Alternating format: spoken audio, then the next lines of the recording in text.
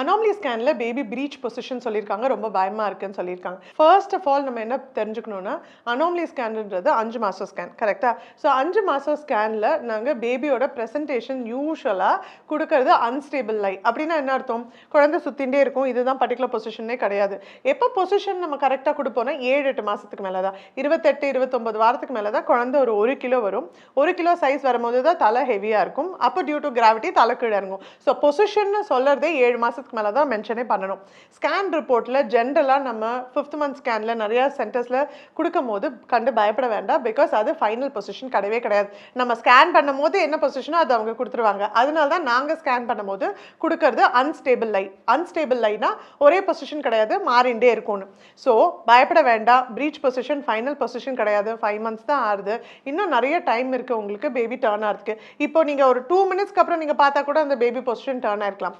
So position during anomaly scan என்ன பொசிஷனாக இருந்தாலும் கவலைப்பட வேண்டாம். அது பொசிஷன் மாறிண்டே இருக்கும். எப்போ ஃபைனல் பொசிஷன் வரும்னா 36 வாரம் 36 to 37, அதாவது 9 மாதம் முடிவில் 36லேருந்து 37 வாரத்துக்கு ஸ்கேன் பண்ணும்போது ஃபைனலாக weight, position, fluid, blood flow அதெல்லாம் எப்படி இருக்குன்னு பார்க்குறோம்ல, அதுதான் ஃபைனல் பொசிஷனே தவிர அதுக்கப்புறம் மாறுறதுக்கு வாய்ப்புகள் ரொம்ப கம்மி. மற்றபடி 5th மந்த் ஸ்கேன் வச்சுலாம் பயமே தேவையே இல்லை.